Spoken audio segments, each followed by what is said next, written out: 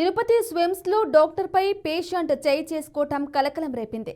ఓ ఆసుపత్రి నుంచి రిమ్స్కి స్పృహ లేని పేషెంట్ని తరలించారు. వైద్యులు అతనికి చికిత్స చేస్తూ ఉండటంతో స్పృహ రావటంతో బంగారు రాజు డాక్టర్పై దాడి చేశాడు. దీంతో వైద్యులు ధర్నాకు దిగారు.